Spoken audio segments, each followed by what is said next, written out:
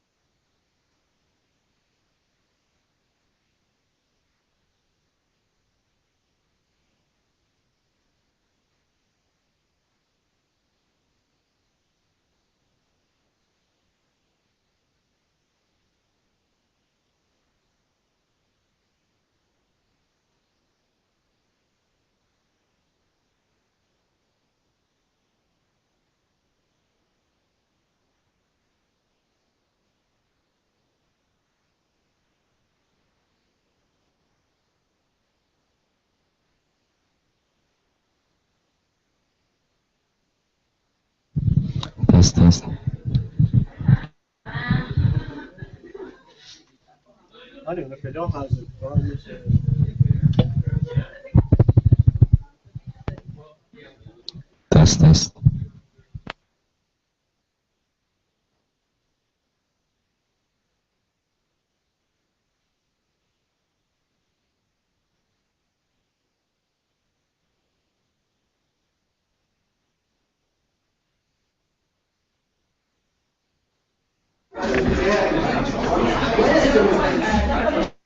Чешмемек сюр. Hayır. Ben nasıl çıktım neden çıktı o? O da ne?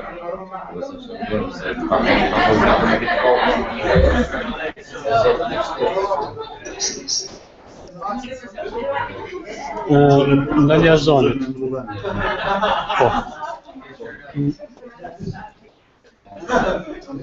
Ama ben nasıl çıktı o?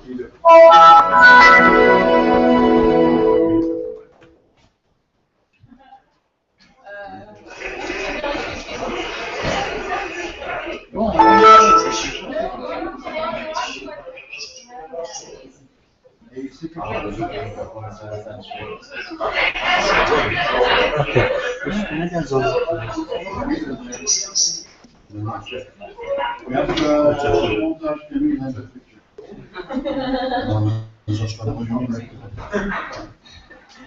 Что? А, да, просто зараз.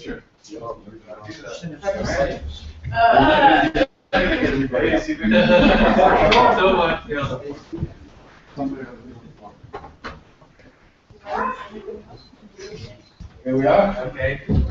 We're all here. We're all in. We're all in. Okay. There we go. Okay, let's go closer. Cheers. Okay. Thank you very much. Stojeće Kyoto doma prezentu Pixel. Best bak. Accesso me problem je bona os očekivao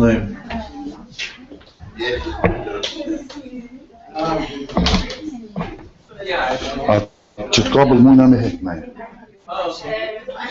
Můj nám je čet prijatjem.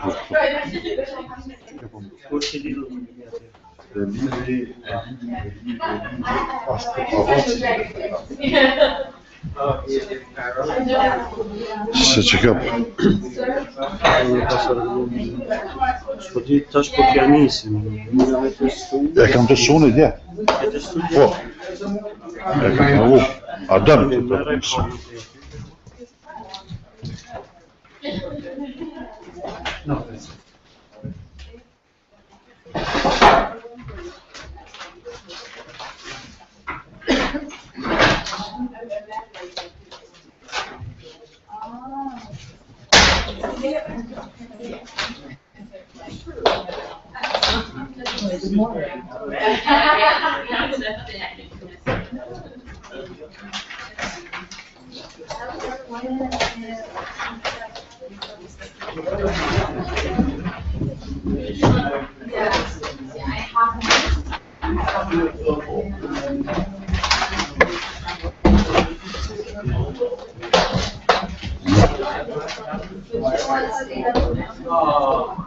the IT working today.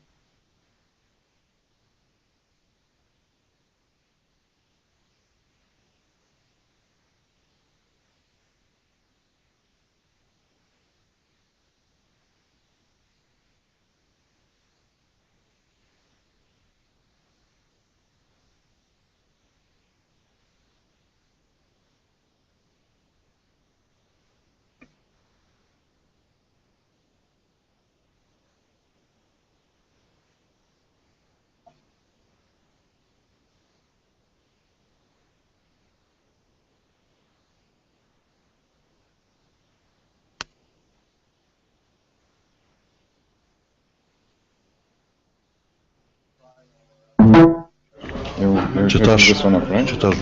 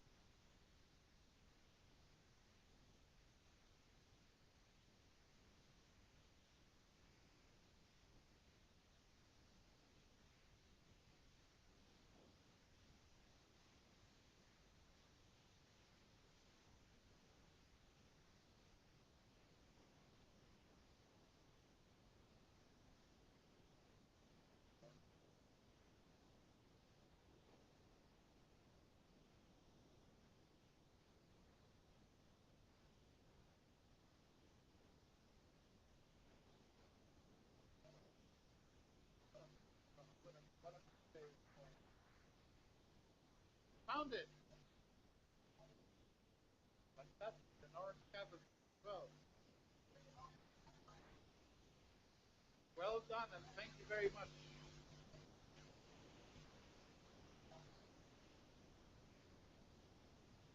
You're a lucky lady, yeah. I think it's Saint Fatima that helped you.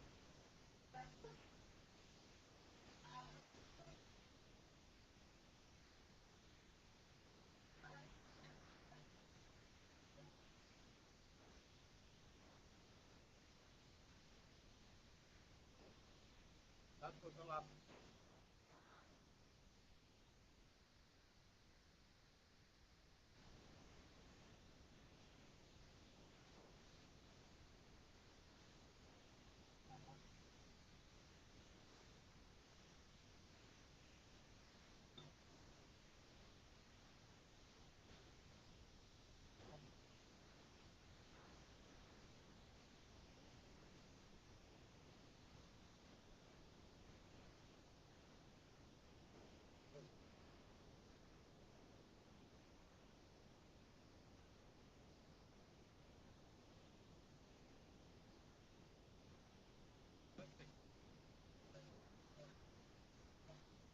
Well, put it when you can.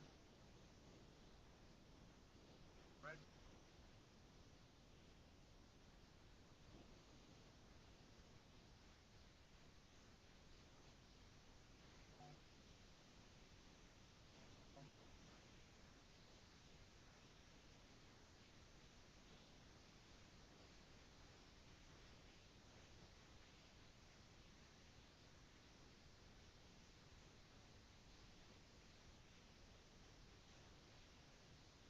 So one, and that's good. Then we'll, then I can make a copy. I can then make a copy. I can make a copy. Oh,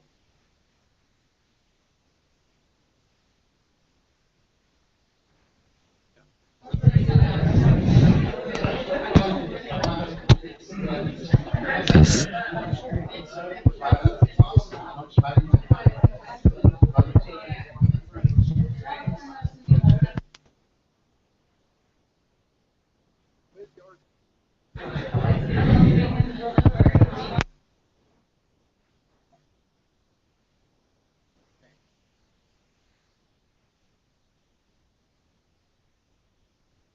great, great, great.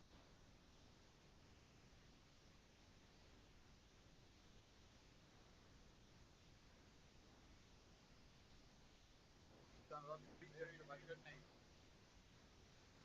They've named many places now.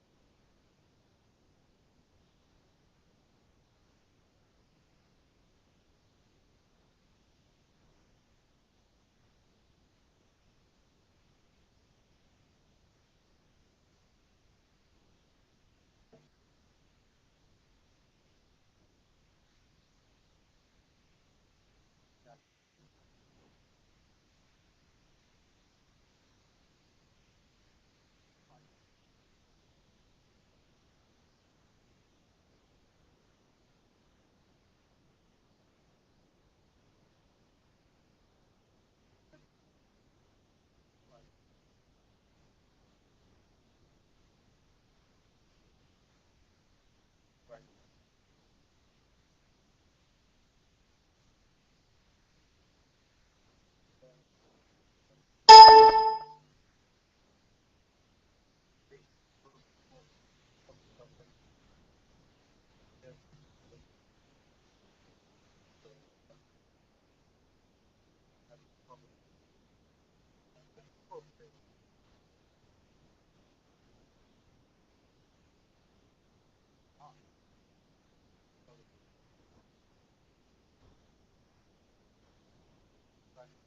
Trying to qualify. Have it more surprising. Like,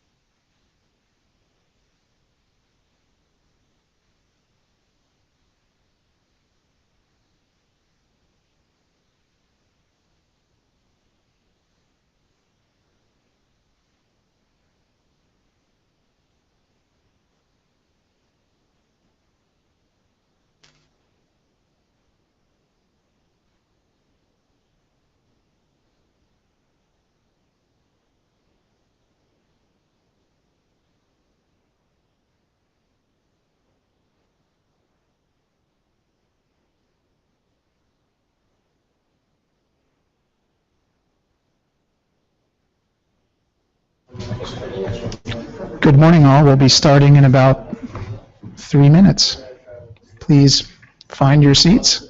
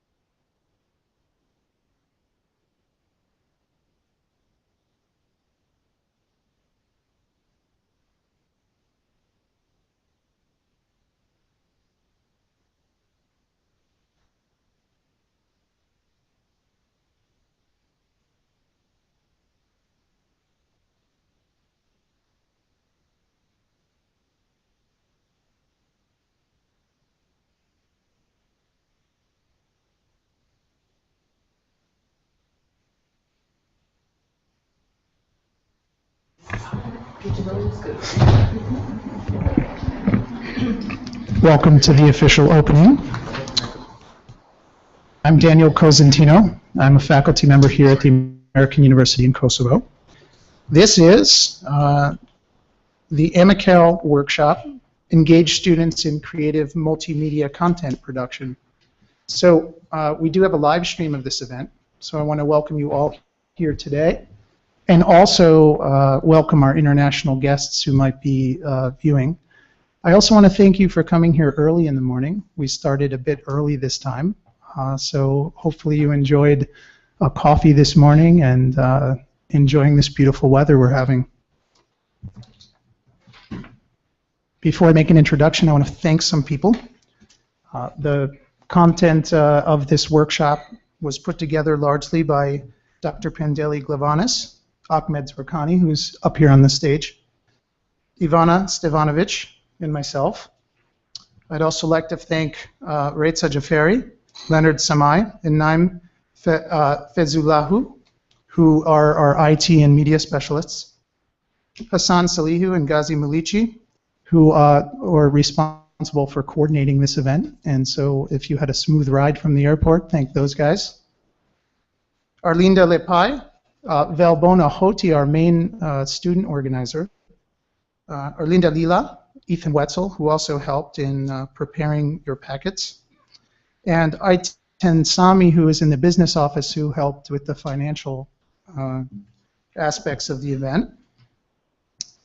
And so, for our international audience, and because we're recording this, a little bit about AMICAL. AMICAL, the American International Consortium of American Libraries, brings together 26 institutions of higher education located in 21 countries across Eastern, Central, and Western Europe, West and North Africa, the Middle East, Central and Southern Asia, and Russia, operating in diverse cultures, contexts, but committed to the American model of liberal education.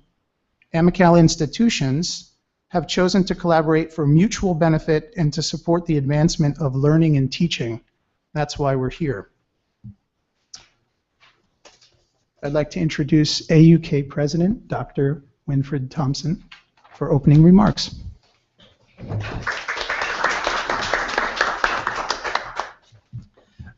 Thank you, Daniel, and welcome to all of you here in Kosovo. I assume that all of you intend to be in Pristina because it's not the kind of place that you just happen to pass through on the way to another location. You really have to want to be here in order to get here, I think. I would like to congratulate all of those who have worked diligently in putting the conference together, particularly Ivana and Daniel on our own staff, who spearheaded the effort to organize the conference and have it here. Ivana is our librarian. Daniel is a member of our faculty. I almost didn't recognize him this morning. Yesterday afternoon he was a brunette, but the occasion today is a good one for him because it's coming right before he leaves to go to the U.S., where he's opening one of his exhibitions in Indianapolis, I believe it is, right? Indianapolis. Okay. So we're very proud of his accomplishments, whether blonde or brunette. I have had the pleasure of working in several AMICAL institutions over the years, and am well aware of the contributions that it has made to the development of libraries and technologies, particularly in the Arab world and surrounding regions, having myself been at the American University of Sharjah and American University of Kuwait, as well as American University of Afghanistan in past experiences. On this occasion, let me tell you a little bit about the American University of Kosovo and how it came to be. After the war, or perhaps I should say the wars in this region, a group of American diplomats who had been involved in Kosovo and native Kosovars got together with the idea of establishing an American university in the newly independent country. Maybe it wasn't even quite independent at that time. There was a fund that had been created during the war years that was established by a kind of voluntary tax that all Kosovars paid, 3% of their income, to the government in exile during the time before the country was rightly established. At a later time, there was money left over when Kosovo was established, and that fund became the basis for the initial funding for the American University of Kosovo that was established by the American diplomats, the Kosovars and Albanians who worked with them. The city of Pristina provided the land. This building was an abandoned or partially used building at the time, and a generous donation from Mr. Bajet Bacholi made possible the renovation of this facility. Subsequently, one additional building was renovated, and we have been located here now for almost 10 years, having started out in much smaller locations elsewhere in the city. We now have about 600 students. Of course, they are predominantly Kosovars, but we have a fair number of students who come from the Kosovar diaspora in Europe and in the United States in particular. The largest Kosovar diaspora being in Switzerland, Germany, and the United States, but with fairly significant communities in Scandinavia and elsewhere. We operate in conjunction with Rochester Institute of Technology under a relatively unique arrangement by which our degrees are actually awarded by Rochester Institute of Technology, although we exist separately as the American University of Kosovo. We offer one undergraduate degree, and that is a multidisciplinary degree. And because our resources are limited and our numbers are small, our utilization of technology is something that I think will become increasingly important to us in delivering the best possible education that we can to young Kosovars. So I look forward to participating as much as I can today in your conferences, the presentations that will be made, and I hope that you will also all find your visit to Kosovo a warm and enjoyable one. Kosovo is a poor country, but as you will discover, the people are very generous, very hospitable, and it's also a very beautiful place. If you have a chance to get outside of Pristina in particular, you will see how truly spectacular the countryside and the mountainous areas are.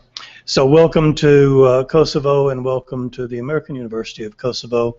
My best wishes for a rewarding and productive meeting. Thank you.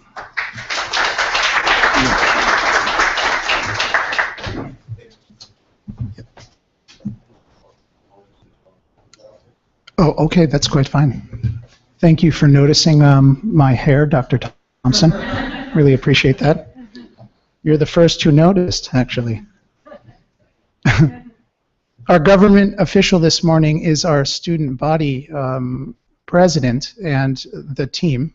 So Rinar Castrati and Donika, why don't you come on up? And they're going to make some opening remarks. I must say that we've, in the few years that I've been here, this is my fourth, I've watched the student body and student government really mature. And so they do quite a bit of things for this institution and outside of this institution. I'll be presenting a little bit more about that later. Please. Thank you. Good morning, everyone. I'm Anita Silmani, and I'm a student government representative. It is a great pleasure for me to be here and to welcome you to the workshop for engaging students in creative multimedia content production. We as students all have a lot of benefits from technology nowadays because it has done a lot of us. It has done a lot of things for us, and it has advanced the way that we see the world and the way that we communicate and connect through the world. Us as student governments, have a lot of things done through media and social media communication, since we use social media on our daily lives.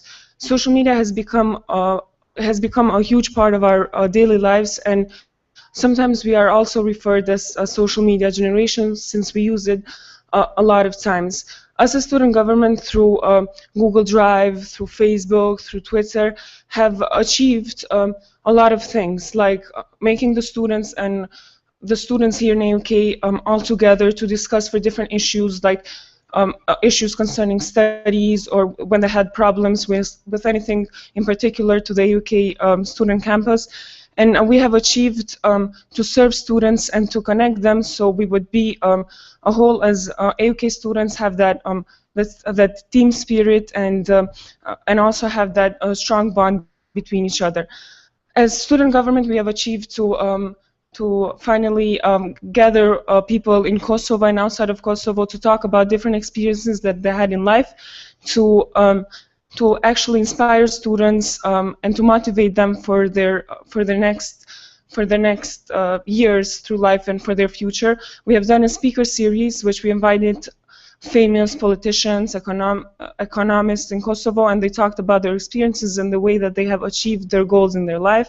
And next week we have organized a TEDx AUK, which is a format, which is a worldwide format, which invites people that have done things that are inspiring and that have actually achieved something, and through their speeches they inspire students and everyone else to aim higher in their life.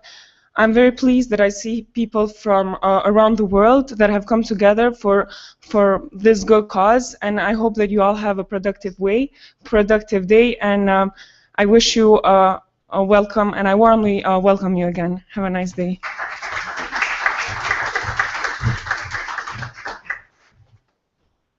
Thanks so much for that warm welcome. I'd like to introduce Dr. Pendeli Glavanis and Ahmed Zorkani, who will introduce further the workshop. Thank you very much, Daniel. I think before I say anything else, I need to pay homage to Dr. JOAN LIPPINCOTT, because this workshop is the product of a long series of implementing her ideas. I think I'm not completely out of bounds by saying when I first heard her speak in Cairo at AUC about 3 or 4 years ago, it was love at first sight. The strategy she proposed of use of multimedia absolutely inspired me, and I've not stopped working on it ever since. It followed on from some presentations in Rome, and then the usual chit-chat with Daniel on the bus, where we said, why don't we do something more, and thus this workshop. I'm delighted to come to Kosovo. I feel as a Greek almost literally at home. I walked around Pristina, and it was just as much as wandering around my own neighborhood in Athens. It's a lovely city, and I'm particularly impressed with what I know through talking to Daniel and Ivana over the electronic media over the last few weeks about what Kosovo has done, especially university, in terms of media. And in fact, I think we at AUC probably have quite a lot to learn. I hope very much that this is the first of a link between AUC and the American University in Kosovo. I think the two institutions have a lot to benefit from each other. And I want to also take a moment to thank very much the president of the American University in Kosovo for hosting us. It's been very generous of him to take time and invite us here. And I want to just present you with a very small memento from the American University in Cairo, from our president, Lisa Anderson, and myself as chair of the University Senate. It's one of our best known publications about ancient Egypt, and we hope you enjoy it. Ivana said she'd probably pitch it for the library, but I'm systematically on the side. So on. Thank you very much. Thank you very much. I think we must acknowledge the tremendous work, really, that Ivana and Daniel have done. And although you're a librarian, we didn't decide to give you a book, but instead a very small memento again from laptop, yes, of course. A small memento from Cairo. It's really our small appreciation of tremendous work you did. You managed to get people with visas through Istanbul in a way that I think no diplomat could have done. Thank you very much, Ivana. We really appreciate it very much.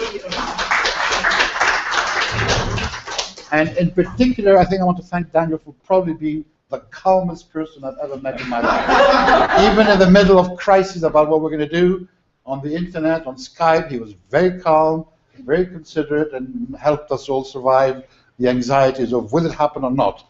Thank you very much, Daniel. We really appreciate it very much. I think we mustn't forget Valborna. She's been amazing in coordinating everything at a distance, collecting information, producing the packs, and so on. And again, a very small, very, very small memento from AUC as a way of saying thank you and we appreciate it.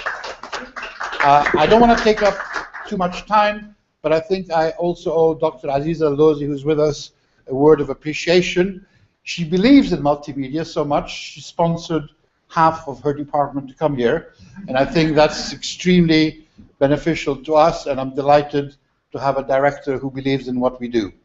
I'm sure we're all going to have a tremendous and exciting time over the next couple of days, and I think this is probably heard enough from me. Thank you very much.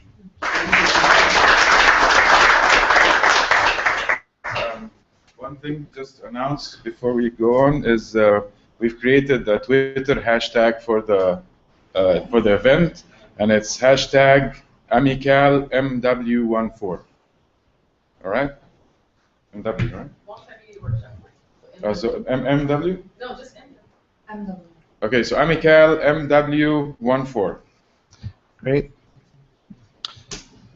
Also, if you're on social media, and we encourage you to be during this workshop, direct people to the aukonline.org. From there, there'll be a link to this feed that's live on our YouTube channel right now. And before I introduce our esteemed guest, Dr. JOAN LIPPINCOTT, I want to mention a few things. We had some goals for this workshop, and we were going to ask you to think about those as we begin. So over the course of 2 days when we finally meet, at the end, we have some ideas generated. This is about multimedia content production, and for the first time with an AMICAL workshop, we have students involved. And they're in the audience, and they will be as participants, and they will be presenting later in the workshop. So our ideas were to think about some future collaboration ideas as we continue forward, and we're specifically asking the students who are here to think about ways that we can make collaborations that we bring into the classroom. That is, we'll work within our course content and within course modules where students are getting credit for the kind of productions that we're already teaching, although introducing components that connect people from our various institutions. So that's a lofty goal in mind, and we're putting that on your shoulders as well. So looking forward to that. Yes? Good.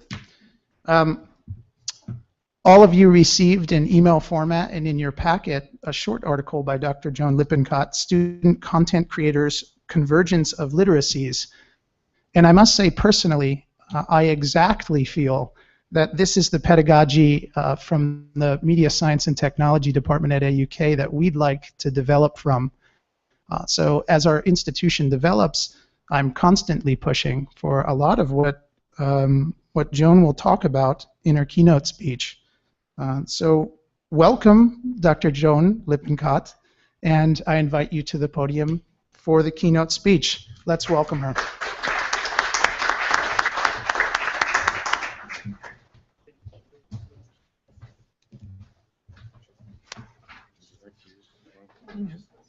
Thank you.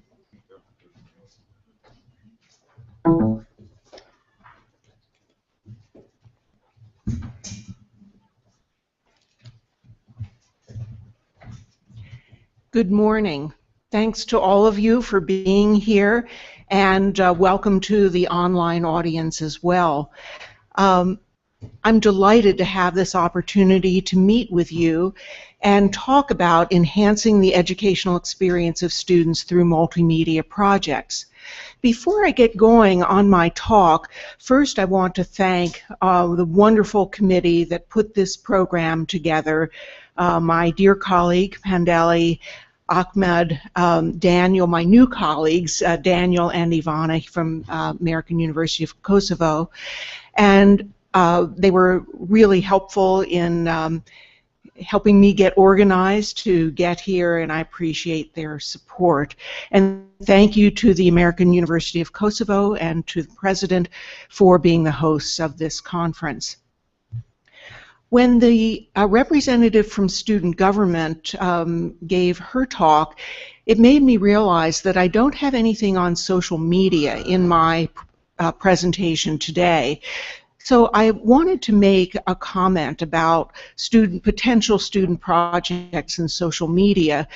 And that is because many of the American University AMICAL members are in regions where there is a lot going on in terms of politics and society that is being followed and energized through social media on not only a daily but a minute-by-minute basis.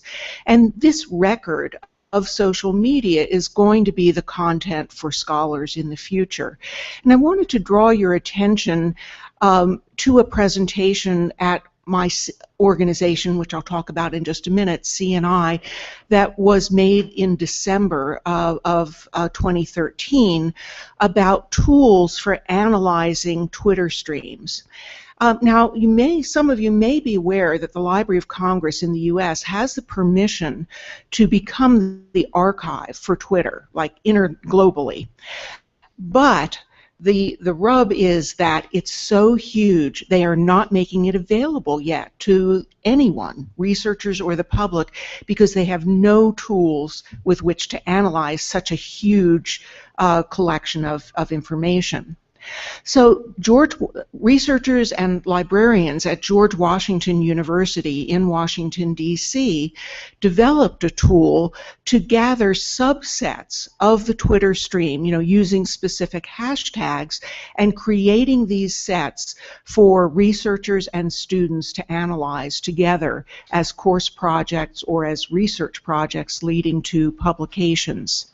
And you'll find information about that program on our website, and they want to make the tool for analyzing these Twitter streams available to other institutions.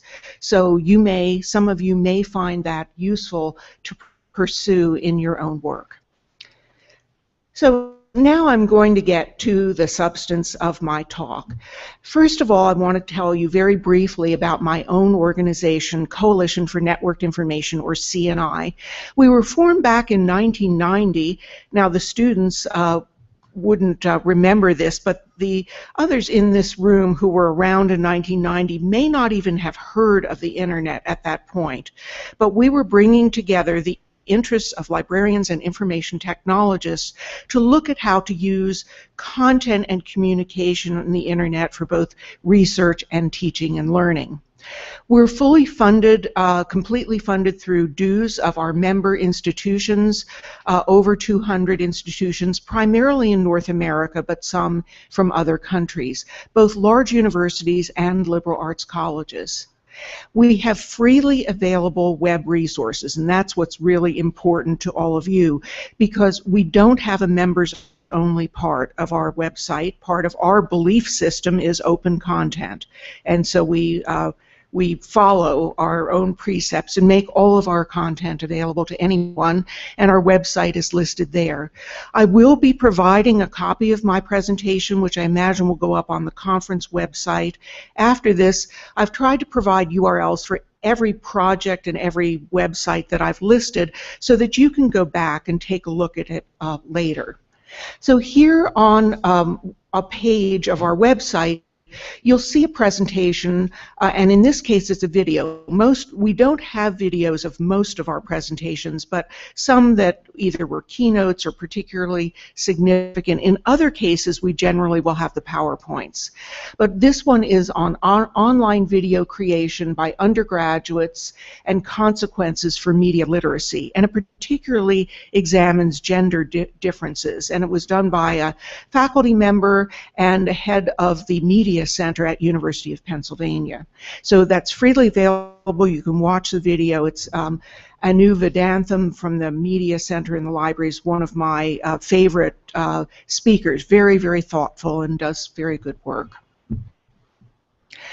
What is the motivation for the theme of this conference and for the theme of my talk? Why do we want to advocate for students creating new media as part of their course projects? Some of the things that I believe are the key reasons for focusing on this, not as the exclusive things that students do in their classes, but as something that all students do at least some point in their undergraduate or graduate work, especially in their major field of study, is that creating new media projects provides opportunities for active learning.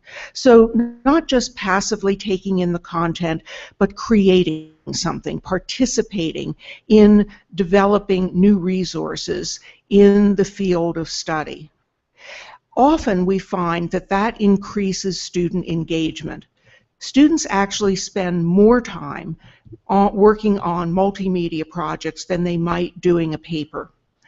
They find, since many students, particularly of the typical college age population, enjoy working with media and often see representations in a more visual way than just a print content way than people of my generation, it enables them to get more deeply into the subject matter, spend more time, and feel that they're doing something of more consequence. In addition, in scholarly work in digital media for the faculty, the professors who are involved, I don't know of a single multimedia project or a large digital project that is done by one individual. All of this work is done by teams, including in the humanities, which has been the stalwart of the isolated individual scholar working alone. But in digital humanities, I do not know of a single project that's done by one person.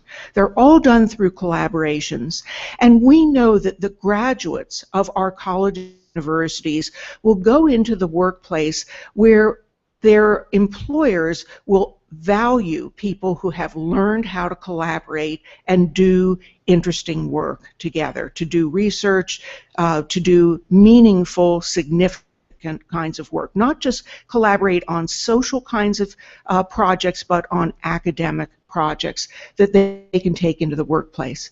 And on the right is just a photo from my visit to the Multimedia studio at Georgia Tech in the US. Additionally, some of the rationale for including media projects as course projects are what Pandali referred to as the talk and the article that form the basis of some of my thinking, developing a variety of literacies all at the same time. So we're developing media literacies, visual literacies, ideally information literacies, and technology literacies. Now, as someone with a library background, I'm particularly interested in the information aspects using vetted primary sources, for example, whether they're photos, talks, audio, say of political speeches, statistical sites, data visualizations, or manuscripts and archives. All of those things to inform new multimedia work. So I'm not as much in favor of student projects where it's just, let's get together some friends and film a video in our neighborhood and have fun doing it. I think that's a nice activity for students, but that's not academic work. So we really need to have students learn to develop an academic argument, to use scholarly resources, and to produce something of consequence. And as they do this, they develop these skills in a whole variety of areas. They learn how to express themselves in new media. They learn how to draw from information sources. They learn ideally about some of the intellectual property issues, both of using other people's work and of licensing their own content, and they learn new technology skills. Another aspect that I think that we, in my generation, I'm clearly a baby boomer generation, is that many of the faculty don't understand how important it is to students to have their work that they're proud of seen by others. When we went to university, we wrote a paper on a typewriter and we put it in a drawer, and eventually it just got thrown away or put in a box. In the US, it would go in the basement, in the lower level of the house, never to be seen again until you moved, and then you said, oh, I guess it's time to throw those things out, right? But today, many students would like to share their work, whether with their friends, with their family, with people in community work that they have engaged with, or in professional activities, or they may want to share a link to something when they interview for a job and say, I can show you the kinds of work that I've produced as part of my coursework. This may be formally in an e-portfolio, or it may be, elsewhere, but it represents the way that they do work today and the way that they want to make their own work visible. And I do believe that student involvement in these multimedia projects will increase their employability. When people hire people in the workplace today, they're looking for whatever it is, management skills, educational skills, scientific skills, etc. But often, when they have an opening, they want to bring into the organization someone who can also assist with technology needs and become one of the go-to people in the organization. It's usually those new graduates that they look to provide those skills. So we're just increasing the marketability of our students if they have those skills when they enter the workplace. Now, I know that many of you probably have a majority of traditional age students, but you might ask me, what about the older students who attend your programs? And my response to that is, it is even more important. Because if those older students go into the workplace with a degree where they have content expertise but no technology skills, they are not going to be as employable as the students who have both.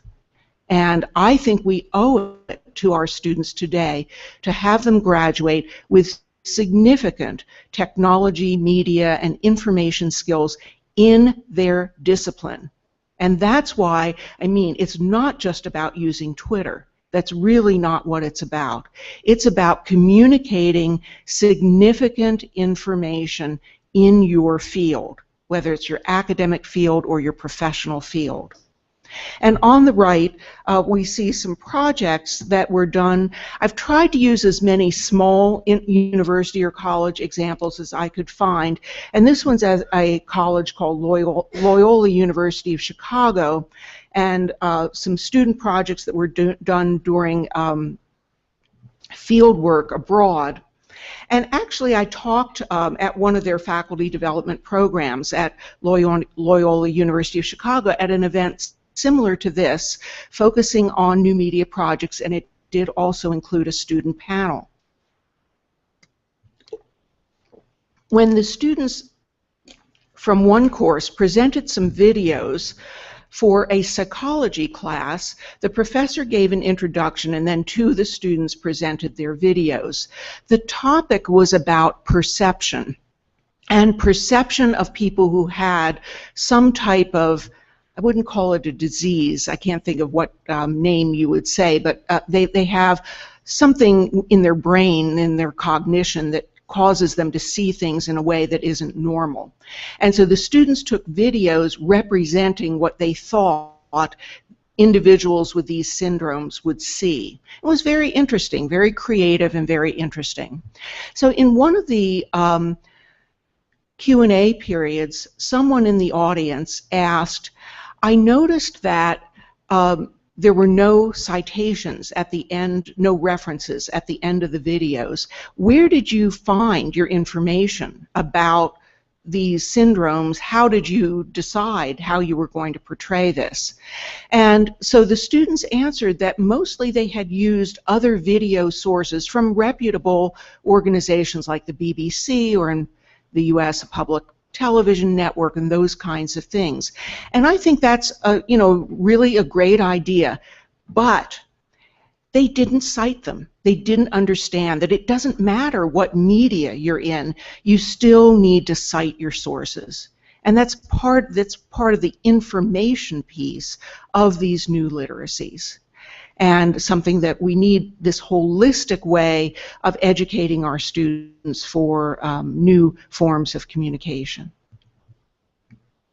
So basically, my philosophy is that new media projects support learning that is active, social, and collaborative, that builds on a framework of disciplinary knowledge. It isn't just my feelings about this, or here's what I want to say. It builds on a framework, and that it's public and shareable.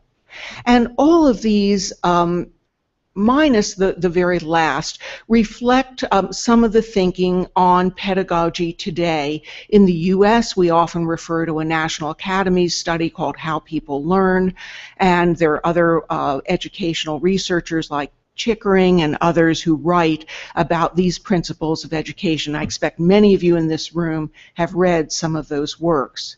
And to illustrate this slide, I've used a sign that's outside something called the Innovation Studio at the Syracuse University iSchool. That's their information and library science program. And it says, this is a studio for multimedia projects, and it says, speak up, fail, tell a story, change hats, do interesting work. Try things out here. Do some new things, innovate. And I would say that also is a hallmark of the American style of education. You aren't at university to learn things by rote, to memorize and then feed back. You are there to do critical thinking, but also to innovate, to think, as that tired expression, outside the box. And that's what leads to, in the US, producing things like Google and Twitter and all of these interesting technical innovations, is that students are encouraged to do this kind of innovative thinking. And I want to also quote two individuals that I admire. One is George Lucas, the filmmaker, Star Wars, etc., who now runs an educational nonprofit organization called Edutopia. And this quote is from a while ago, but it really sums up something very important. We speak of the digital divide in the US and other countries of people with access to technology and those who don't, particularly the internet. But he says, when people talk to me about the digital divide, I think of it not being so much about who has access to what technology as to who knows how to create and express themselves in this new language of the screen. If students aren't taught the language of sound and images, shouldn't they be considered as illiterate as if they left college without being able to read or write? So I think the important thing is it's not one or the other. We still need students who can read and who can write. But in addition, in today's society, we also need students who graduate knowing the language of the screen. Another researcher that I admire is Henry Jenkins, who's a professor now at University of Southern California. He came from MIT a few years ago, and he has a theme he calls participatory culture. He believes that today's multimedia environment is of most benefit because everyone can participate in the culture of their community, whether it's a village or a town or a city or a country or a social movement. So he believes that being able to create multimedia content is a means to mobilize evidence. So again, build an argument, in the case of university students, an academic argument, and support those arguments with evidence. Then to share them with a global community and, as he calls it, geek out for democracy. So he's particularly interested in equipping our students with the means to participate in democratic society. And he says if new media skills are not part of students' formal education, because he's acknowledging that it's a myth to think that all of our young people know how to use all of these technologies, especially in an academic environment. Many will be left behind or will be unable to move to higher levels of expression and impact. So most students, sure, they know how to text and they know how to post a photo to Instagram, but that may not be what will lead to these higher levels of impact. We need to build these skills into our academic coursework so they learn things at a higher level. Now, the next segment of my talk, I'm going to show you lots of different projects, and that's part of what I do in my role at the Coalition for Networked Information, is I watch trends, and we try to highlight significant developments. And at the end, I will be giving you a list of resources of some of the things I watch. So you may wonder, where does she come up with all these things? So what I have tried to do is to represent two different things. One is a variety of medium for the projects themselves, and the second is a variety of content disciplinary areas. So I thought I would start out with a science example and a web and blog assignment. This one was for an upper-level science course called Cancer Biology, and it was done at Virginia Tech, which is a large university in the U.S. And in that kind of university, often you'd have very large lecture courses. This student, and I'm going to read this whole quote because I think it is so on point, says, she wrote this as part of her blog for the course, "I hate working in groups." And we do have students who do say that, many students. "And as a biology major, I had never experienced a class so revolved around group work." And she's a senior majoring in biological sciences. "As the semester went on, though, cancer biology became less of a class and more of a life experience for me. I realized that I could actually be interested in what I was learning rather than just learning it to get a good grade on an exam. I found out about the importance of cooperating well with others and working as a team for the betterment of other team members, employees, and clientele, not just myself. Now, I don't know if I could find something that more perfectly sums up some of the pedagogical reasons for including this kind of assignment in coursework and preparing her for the workplace in doing collaborative work, and also illustrating the point I made earlier about students often becoming more engaged in their learning through the creation of these kinds of projects. So in this case, in the website, the students worked in small groups and each took an animal, which I assume were pre-selected by the professor to illustrate particular points. The one I looked at, and I don't remember which of these animals it was, that species has no evidence of any kind of cancer ever. You know, most animals will get various kinds of cancer. So it would be a very interesting object of study for what are the biological mechanisms that may protect this species from getting cancer. This, I thought, might interest you as an example because it's cross-institutional. I think it's 3 or 4 different colleges and universities collaborated on building a website about the American poet Walt Whitman. And so students took various aspects of Whitman's life, or they took different publications or poems, and put together this very rich content. Now, this also illustrates that projects that are done in a media-rich environment can also involve a lot of writing. One doesn't exclude the other. But this is writing that is public, that has a global audience, and that includes visuals that make it more engaging and interesting. Another thing that I liked about this project was that at the end of the semester, they had an in-person conference where students came and presented their work and got together and met each other from the different campuses. And I thought even without that conference, it was an interesting example of something that the AMICAL institutions may find a common project that you may want to work with cross-institutionally. Often I use examples from the Dartmouth Student Video Project website. And I love Dartmouth because they consolidate these projects and make them available for anyone to see. In other places where I've looked for student projects, there's no website at that college, or if they exist, they're behind a password-protected site, which I understand to a degree, but I encourage you to at least think about creating good places and good exposure for the work that your students produce. So I selected this particular example. On the left is the faculty members, and this is in environmental science, his description of the course project, which is collaborative, and the students create a video.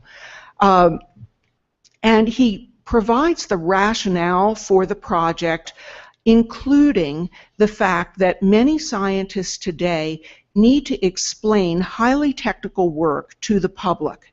And so one of his pedagogical objectives for this course is for students to create videos that can communicate scientific concepts, but in a language and in a representation that the general public could understand. And I thought that was very interesting. And he also gives recognition to the individual in the Dartmouth Media Lab, which is part of the library, who assists with this course. And this is also a theme of many of these kinds of projects. Often the faculty member herself or himself does not work alone with the students on these projects. Usually it's a professional team approach, working with people from a Center for Learning and Teaching, a Center for Media, librarians, information technologists, instructional technologists, or others with expertise to put this together. At the University of Pennsylvania, they also have a number of illustrations of student projects, particularly in video. Another reason that I use projects, say, from University of Pennsylvania and Dartmouth, is that many faculty look down their noses the ones in my generation, as these projects as being inferior academic work. So I use examples from what we call the Ivy League colleges. These are the top-rated universities or colleges in the U.S. to say, oh, well, here are some Ivy League colleges that have very rigorous academic standards, and they're doing this throughout the curriculum.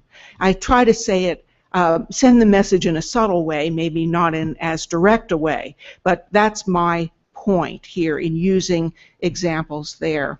And Dartmouth, I don't know if any of you have visited, but it has more the environment of a liberal arts college. It is a university, but it's a much smaller. University of Pennsylvania is a larger research university. And they also have a law school. So again, I'm trying to illustrate different fields' use of the projects. And this particular example is from a community-based course in the law school. In the U.S., that's a graduate program. And this professor wants students, similarly to the person in environmental science, to be able to convey a complex legal message. You know, law has highly technical jargon and very intricate arguments, but wants them to use these videos to create messages that others can understand who are not lawyers. And some of the topics that they have done videos for include clemency, asylum petitions, and they've done documentaries of people's lives or the kinds of circumstances they face, etc. And so that's another example of the pedagogical rationale behind this and the type of work in that field. Another example from a graduate program, and here again we have another top university in the U.S., at University of Chicago, and I use this example because when I visited their renovated special collections area, they had renovated it to become a very open space, and University of Chicago has a really stellar special collection, some very, very special manuscripts and other kinds of rare and old materials. And I asked them if students, now that the collection was much more exposed in this glassed-in area, if more students were coming in to use the collection rather than researchers. And they said, yes, absolutely. And I said, are you exhibiting any student work? And they said, well, we have an example. We're working with someone. She's completing it, and they would send me the links when it was finished. So this student is a master's level program, and she did a project where she used the illuminations, the illustrations from medieval manuscripts, which had particular themes, and then she looked for representations on the campus at University of Chicago. It's a rather traditional looking campus, that were illustrations, present day illustrations of the same theme that she saw in the illustrations in the manuscript. You know, very different, very innovative, and she wrote an essay and she included all these photos in her thesis. And when she was finished, the library did an in-person exhibit, and they also hosted her website for her project. And what could be more interesting? There are a lot of people competing for the small number of jobs in this arena, and I would hope that doing a public project like this would help this individual be a more attractive candidate for positions in history or the cultural arena where she might work. This is another new favorite of mine, done at University of Richmond, a small liberal arts college in the U.S. And they have a digital scholarship lab in the library. Now, I will tell you the inside story is that their president, Ed Ayers, is one of the eminent digital historians in the U.S., and so he created that lab in the library. So it's not typical of a small college, but the course assignment uses Google Maps, and the students' project is to locate where expat American authors lived in Paris.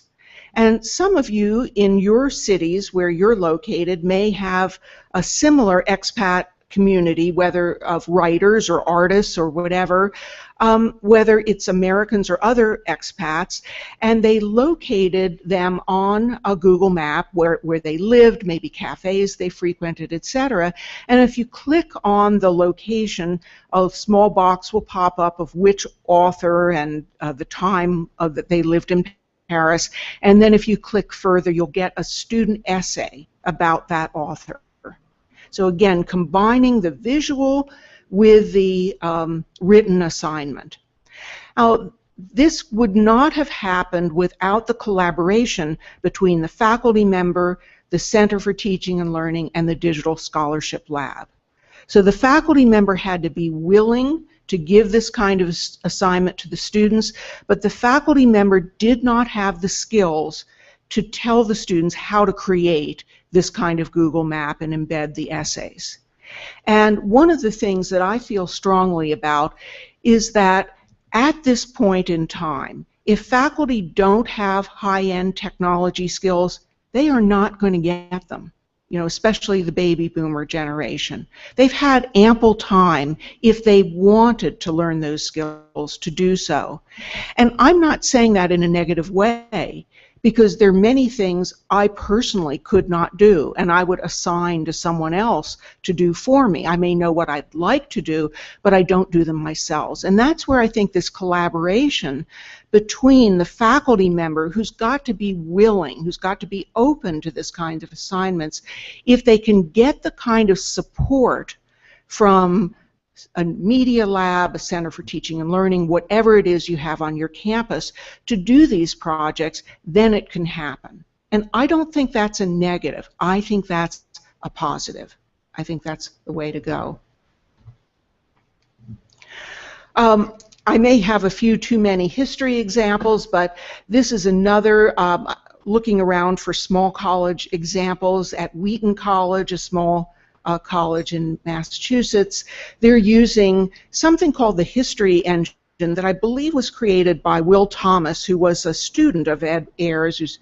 Will Thomas is now out at University of Nebraska, another digital historian, who's created a tool called the History Engine that and in this case, the students at this small college transcribe manuscripts in their own special collections that illustrate a particular time and place, and then they can post them in this collaborative website called History Engine that then other students and other projects can mine for primary sources. And so they have both the transcriptions of the manuscripts and the essays that they wrote on what they found.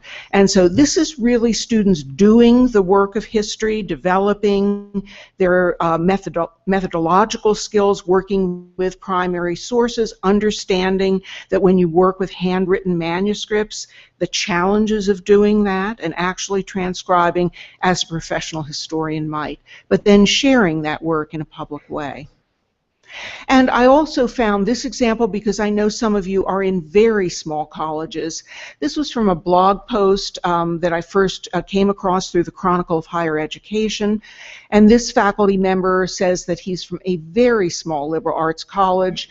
And in his class, he used a timeline software and had students create a website with topical narratives of a timeline. In this case, it was the history of the city of Philadelphia. And using primary resources, particularly visual resources, embedded in the timeline to illustrate different events or personalities during the history of that city. So again, this is a type of project that might be suitable for many of you in your own institutions.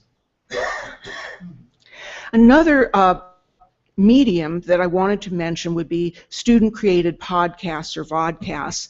So many of you are involved in your institutions with a lot of language study where it's particularly important. In fact, I think probably many of you could teach a lot of American universities in the U.S. and universities in general about language education, and I encourage you to try to feature some of your work in language education in publications or presentations at conferences, because it's a really significant area. But I want to tell you a story. I was doing some consulting at a small college in the U.S., and really it was a strategic planning assignment involving the library, but they asked me to also reach out to people in the media area and the information technology area, because they weren't consolidated at that point at that small college, and this was just within this past year. And so one of the things that I've found useful in working with faculty to get them to imagine what they might do with their students is to give them some examples of types of assignments, because often they think of doing videos as students kind of fun and games with videos instead of as academic work. So I gave a few examples, and then these were focus groups with some faculty, and in one of the groups, a professor of German said, "Oh, okay, so what I would really like in my class is in language, probably in your education, in your curricular as well in the U.S., there's a lot more emphasis on teaching about the culture as well as the language in those language classes." And she said, "What I would really like to do is to have my students do a project where they're studying some aspect of German culture and then do a podcast, so it's an oral presentation, but not in front of the class. I would really like them to record that, and then I could review it, and we could have it publicly if available on a website if that were desirable, etc." And she said to me, "But I don't know how to do that." Okay? Now, most of us know that creating a podcast is probably one of the simpler media things that you can do. I mean, that would be something I could do myself. But she was not my generation. She was younger, but she didn't know how to do it. And so I said to her, "Would you like to have a resource on campus where you could go to a center and say, this is what I'd like to do with my class," and they would work with you on the assignment and on the rubric for grading. They would provide the equipment. They would do a short session with your students on training them how to do it. Students come in and borrow equipment if they needed, and then if you chose to make it public, you could post them to a website, and we would help you with that. "Oh," she said, "that would be perfect." So these are the kinds of things that our faculty might be willing to entertain if they knew they had the support available to assist them. And this was one of the really different kinds of projects that I wanted to illustrate, and this is in an art class. I visited this campus of the State University of New York, or SUNY system, and this is where I had my first professional position, and I hadn't been back for many years. And while I was visiting, they had an exhibit of posters. The one on the right is the student work. One of the posters, large-scale posters, exhibited in the library, and they also had this very nice explanation of the exhibit. The students were doing this as a project for Open Access Week, and they were charged with creating a mashup using images in the public domain. So it was teaching students about intellectual property and about finding resources that were not within copyright. So they didn't have to get the permission. They could use things in the public domain, and when the students created this their own poster, they had to apply a Creative Commons license for their own work. I really thought that was a brilliant idea. And then they exhibited the work publicly for others to see. So I thought that was something truly innovative. I wanted to have a topic from business because I know many of you probably have large business schools. This is a master's level project. I'm sure there are lots and lots of examples, but they're not easily findable, at least by me. So I found this one at a relatively small university in Michigan called Oakland University. And students, again, they work in teams, collaborate. These are capstone projects for their master's degree. And they work with local companies. The companies provide the nature of the project and the data. then students use either data visualization tools or predictive analysis tools to create representations of that data that will address the needs of the project. So again, we're talking about another media, data visualization. We're talking about probably more statistically oriented data. So there's no one-size-fits-all for all types of projects or all types of subject areas. And I'm going to end this segment of my presentation with what remains my very favorite student project. And I don't demonstrate this for you because often, you know, things go wrong when you try to do online demonstrations of video and presentations. So part of what I encourage you is to take the URL you'll see at the bottom of the visual. It's on YouTube. And it has the faculty member and the two students who did this project presenting information.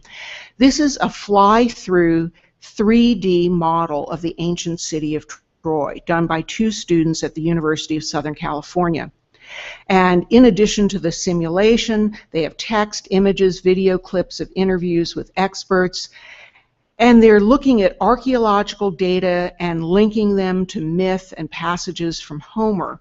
And the professor says they have learned more and different things than they would have doing a paper. Now, one of the reasons this remains my favorite project is that I went to the student presentation of this when they did this at a conference where I spoke at USC a number of years ago. And I kind of enjoyed it. You can see the one student on the there. You don't see the other one. They were such an interesting pair. If you don't mind my stereotyping, the one on the right looks like a California surfer dude. And the other student looked more like a technical geek type. And I thought, well, how interesting, because in a collaboration you don't want people who all do the same thing. You want someone who focuses on one side, someone on another, and they bring their skills together and they create something new, and they provide that value added by working together. And they're just so obviously excited by their work when you see this video. But when they finished doing their presentation, when I saw them in person at USC, I raised my hand and I said, now how did you come up with this, what the city of Troy looks like? Was that totally from your imagination, or did you base it on something? And so they answered, we spent every day for 3 weeks at the Getty Art Library, which is nearby USC. So studying print text and images in print text to come up with these representations. And I thought, how great an example to illustrate to faculty to understand that students can still use very traditional resources and can still be steeped in myth and archaeology and very kind of traditional subject areas, and yet create something that is so new and so meaningful to them. These students are engaged in their learning in a way that I do not believe they would have been without creating something like this. But USC has a lot of equipment and a lot of technology, and I will say not everyone can do something like this. So moving to the final part of my presentation, I want to get to more of the practical things, the kinds of things that all of you in this room may be concerned about. Maybe the students are concerned in that if these aren't present, they aren't so able to do these kinds of projects. So the first thing I think of in terms of resources that are needed, both on the faculty side and the staff. I don't know how you call these different groups in your university. Sometimes the staff in the centers, teaching and learning or media, are also faculty. That isn't the point. It's more bringing together people from the academic departments and from the centers, the library, the information technology, the media center, etc. You need people with pedagogical expertise. Sometimes the faculty will be really interested in teaching and learning kinds of issues, sometimes not as much, but they're willing to work with those who have that expertise, say in a Center for Learning and Teaching. You need people, obviously, with media and tool expertise, with software expertise. We've talked about that. Many faculty don't want to learn the software, and I don't believe they should have to. You need a group with outreach capabilities. If you're sitting there in your center with all of the skills, but you don't get out there and start to tell people and talk to them about the capabilities and listen to what they might want and how you might address their needs, nothing's going to happen. And then you need people who will work in a collaborative or team environment, meaning both the faculty, probably all of the media professionals and the technologists, that's what they do. That's part of their profession. They know that they need to collaborate. Faculty don't always know that, and it may take some easing into that mode for them to do it. And one of the things that I think is important is the person teaching the course is really the decider. That is the person who has the authority to understand the content and to say what it is that he or she wants the student to accomplish. And then working as a team, the media people and others help them realize that in assignments that make sense and that support those academic goals. And on the right, you'll see a really nice web page done by a small college in the U.S.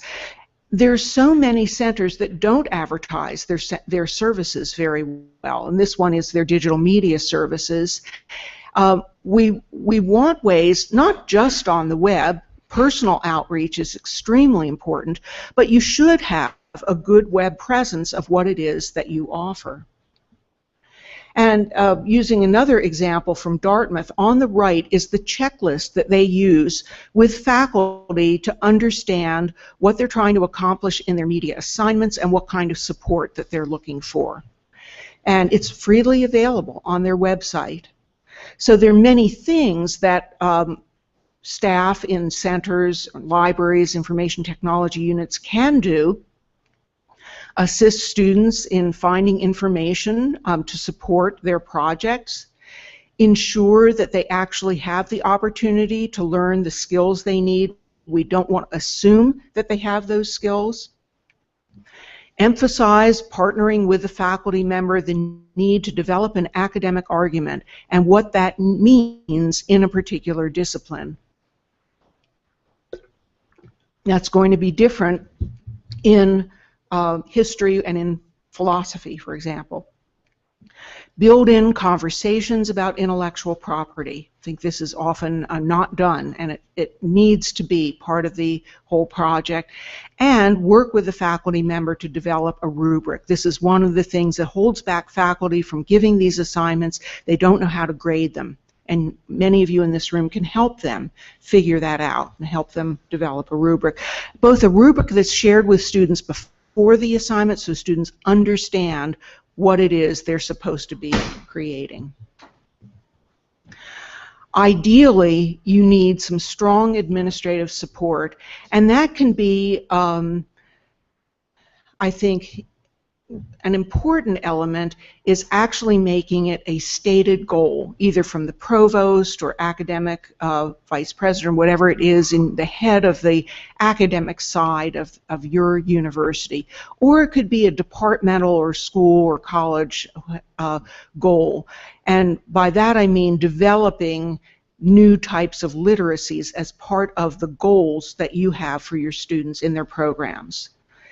In some of the best programs, they do have funds for more staff than a typical department might have. They may fund release time for faculty to develop new curricula or new single courses.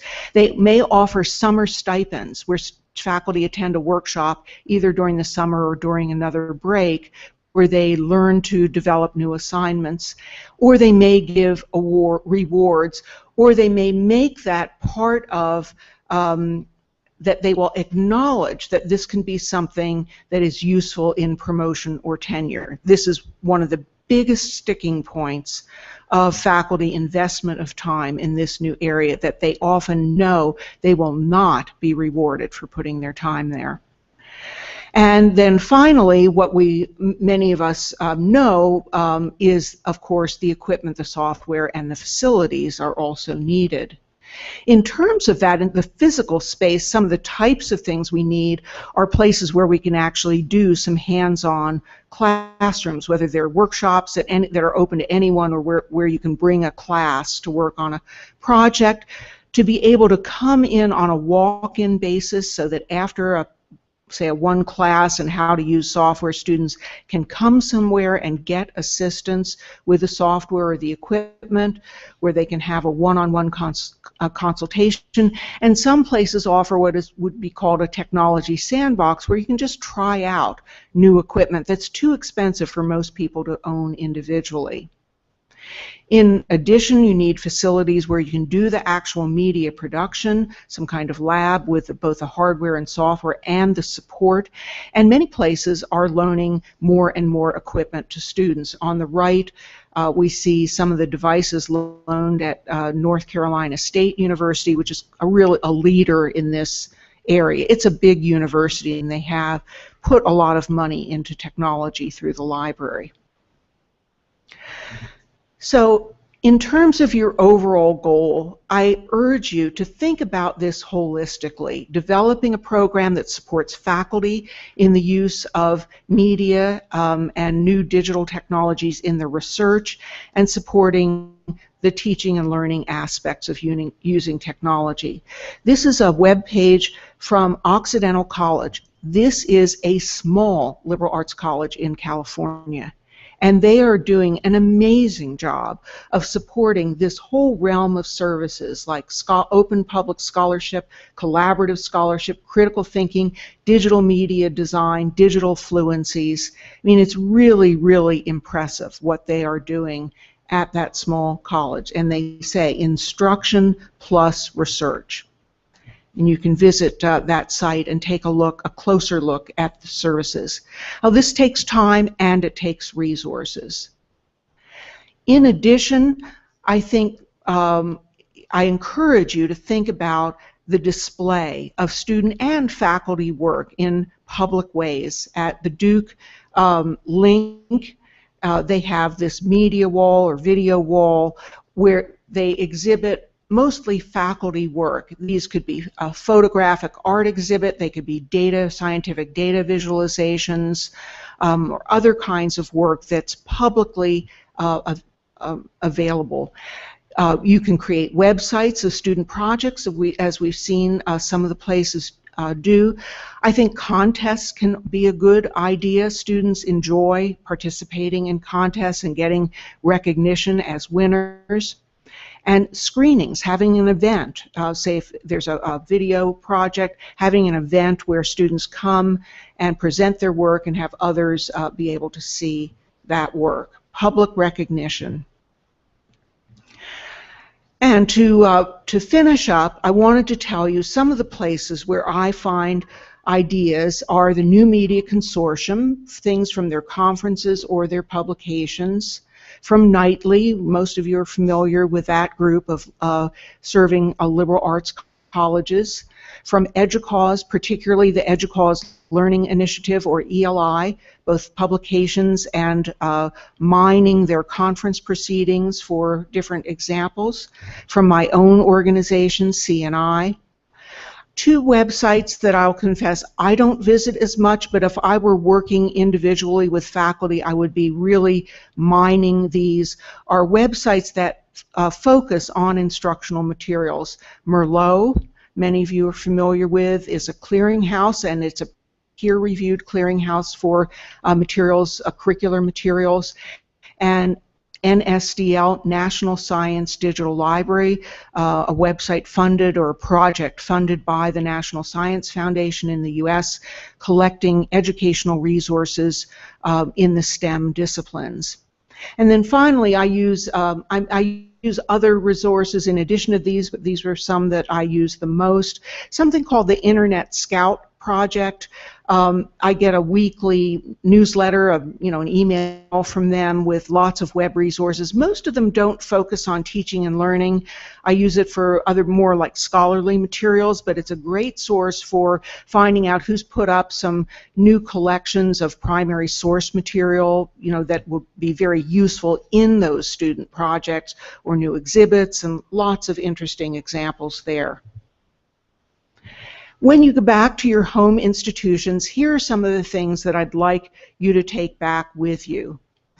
If you're not clear about who has the kinds of skills that you need to do these projects, take an inventory of these on your campus. Now, some of your campuses are so small, you all know each other. But often in a larger campus, you don't even know what expertise is out there. And I encourage you to talk with your colleagues and to find out, what's in the departments or in someone's lab and how you might leverage that. If you're an information professional or working in a center for teaching and learning, you should have your ear to the ground to understand who's doing the innovative teaching and learning work, which faculty are the ones that you should reach out to, who are the people that are most promising to work with, which departments are revising their curricula, and how can you work with them to integrate some of these new digital fluencies or literacies into their own objectives. I also encourage you to start small and to think of projects as pilots, and not try to do all kinds of projects and all kinds of courses at once. One of the most valuable things can be to start small, and when the projects are successful, to have those faculty do a presentation to other faculty about the work. There's nothing better than faculty presenting to faculty about their successes. Focus on, when you meet with faculty to discuss developing new kinds of assignments for these classes, focus on the learning first. This is not about the technology. It's about new representations of learning and new ways of expressing within the disciplinary field. And this is what it's about, not about the technology per se. The technology is important, but is not the point of doing the project. And then to celebrate successes, especially in a public way, but also to learn from the difficulties you encounter and just keep moving on. So that is really what I wanted to talk to you about this morning. I thank you all for your attention, and I think I have left some time for both questions, and I'd be happy to take comments. I'd love new examples. You can present them to me here, or email me a link to an example from your campus. I would love to include it in future presentations. Thank you very much.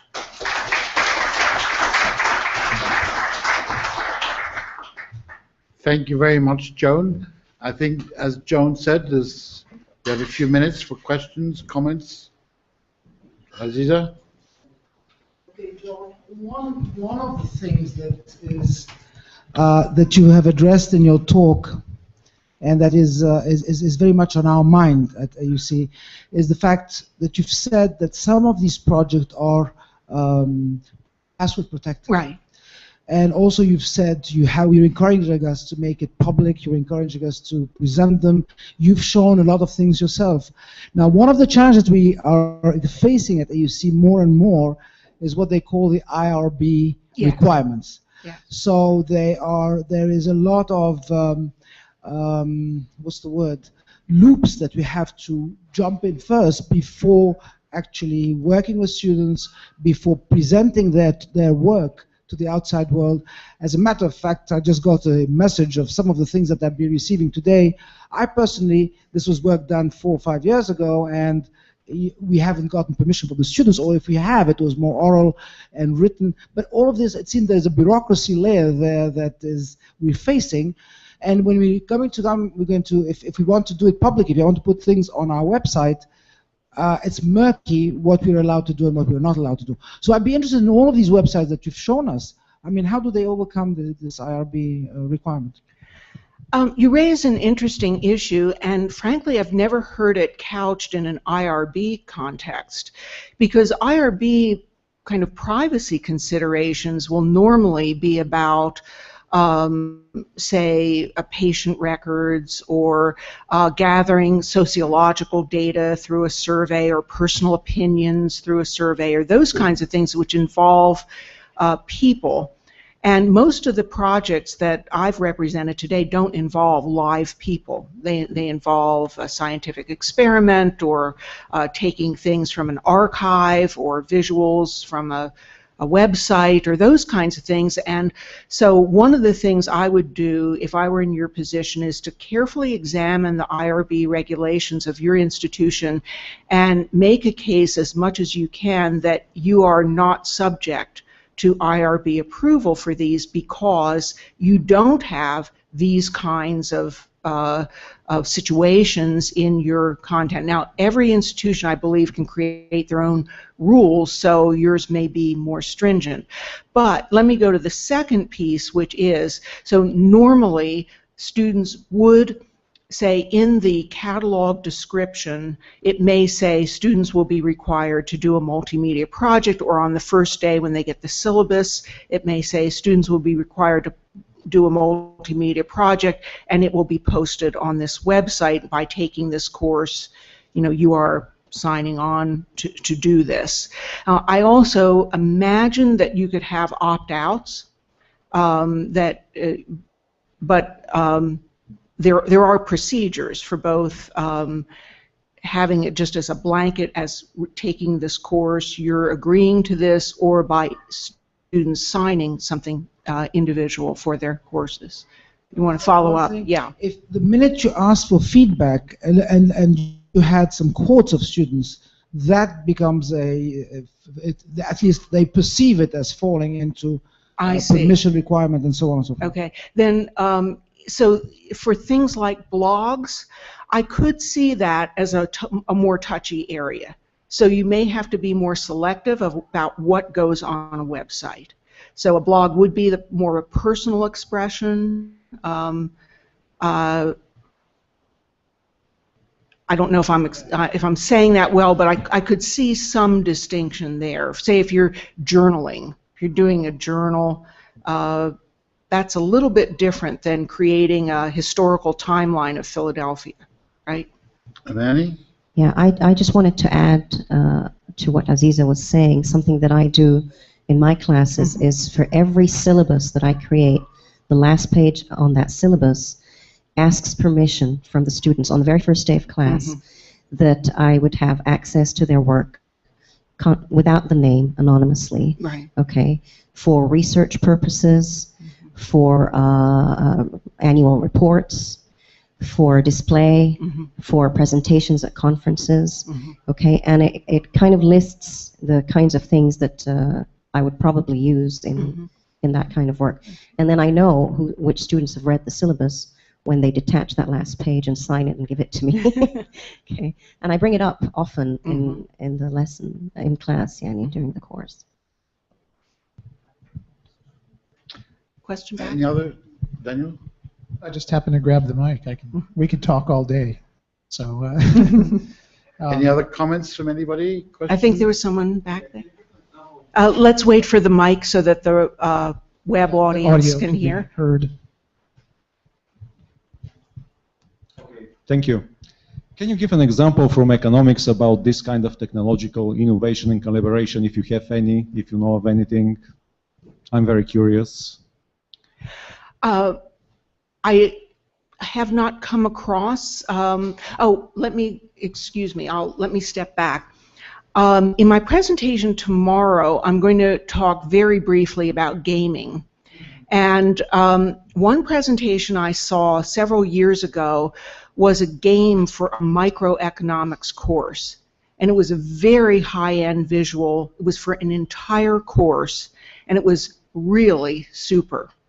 However, I'm not sure it received widespread adoption. It was done at one university and used there, and so I don't know what's happening. So that would be something that I didn't cover here, and that was not student created.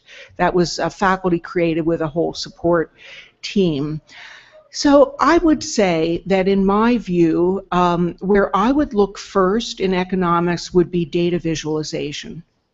So that's, using big sets of data and teaching students about tools to mine that data and then to express it in new visual representations. I think would be very interesting. That would be something that would come to mind. Thank you. Any other questions or comments? Joan, of course, will be with us for the next 2 days, so please feel free to, I'm sure she doesn't mind, talk to her at any point. I'd welcome talking with you, yes. But again, we thank you very much for a very inspiring presentation. Thank you.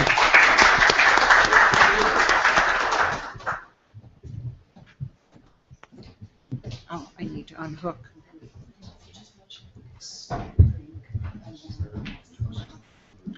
Break? Half an hour now, because the break is, the program is afterwards. The break is after the first.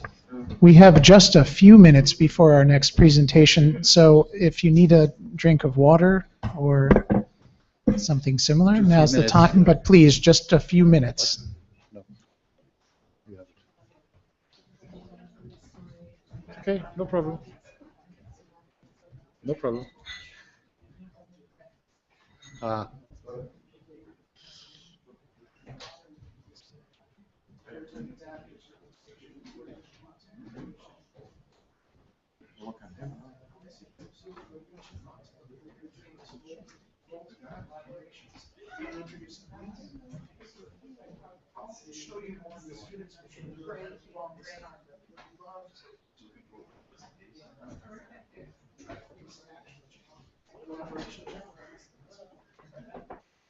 مش عارف ليه الرحلة بكل حاجة فيها. Didn't you give it to Joan to use? I offered it to her, but she said she didn't want it.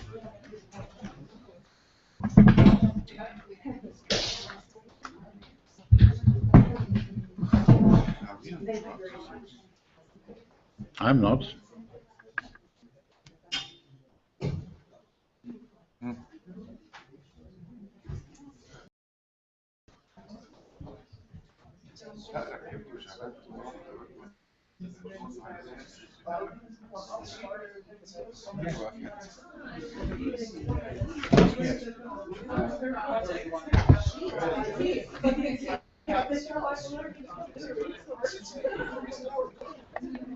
مش في الشنطة. شوفوا كده.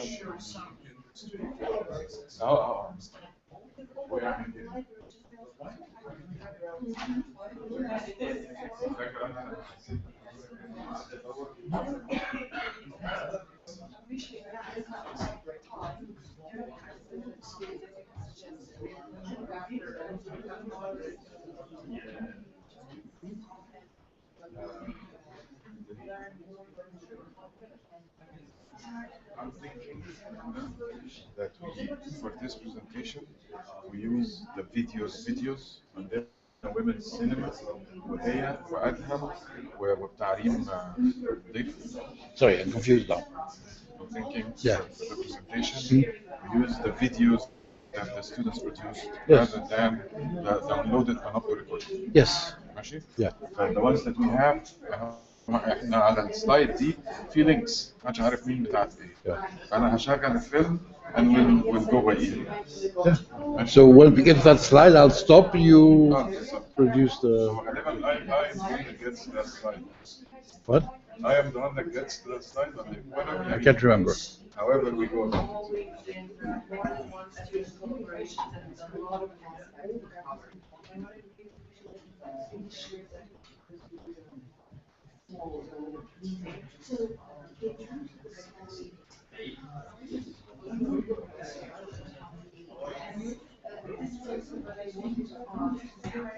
Thank you. We don't have to know now.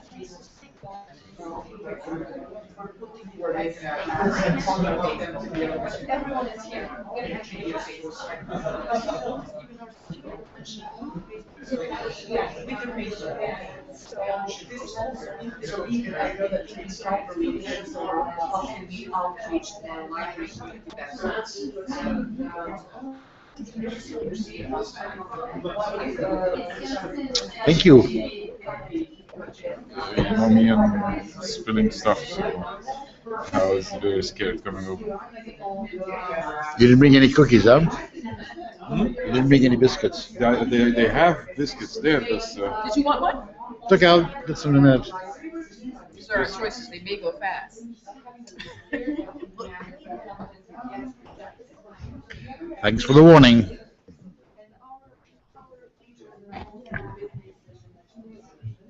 hello, hello. Are you gonna go for the biscuits? I was gonna call everybody back.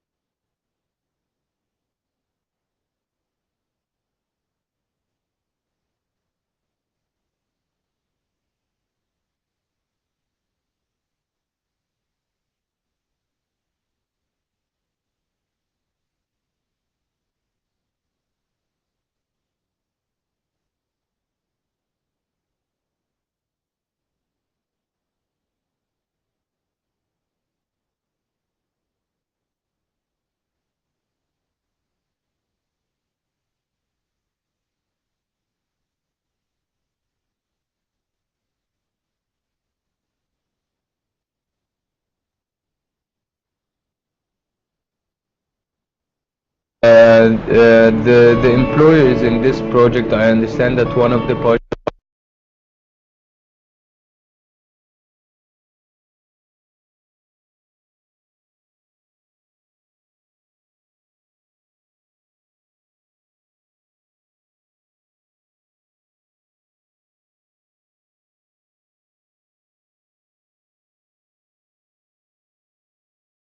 So hello, good evening everyone. Welcome to the Heya Show. Today we'll be talking about women's political participation, and we'll talk about the project صوتك قيمة, which aims at encouraging على ان احنا انا هصرف في الشهر ده كذا نطلب حاجه وما حصلش.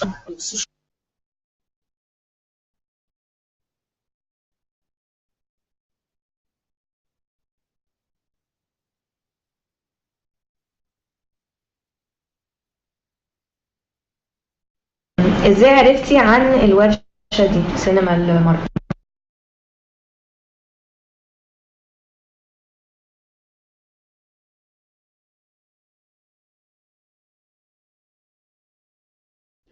Please prepare. In about 2 minutes, we'll start our next presentation.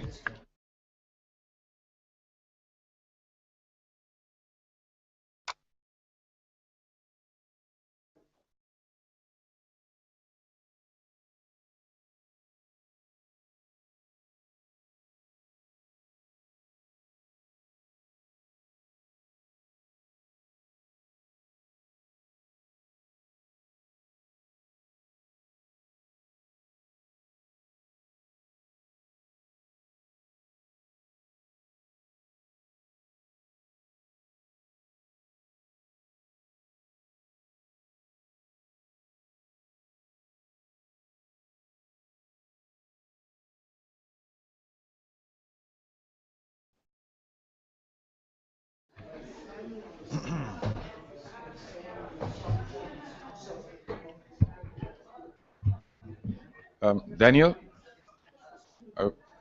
Shall we? Think so. Hmm? No, we're ready to start. Calling all guests. اطلع كده. Calling all participants. Yeah, it's RF. It's not. It doesn't have a line of sight. Radio frequency. Friends and colleagues. Hello, hello.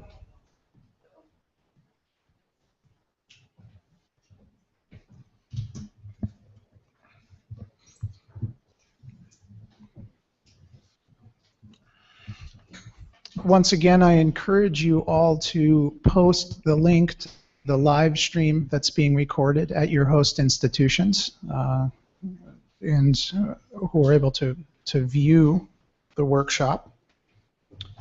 As we're presenting, I'm chatting with some of our alumni who are watching.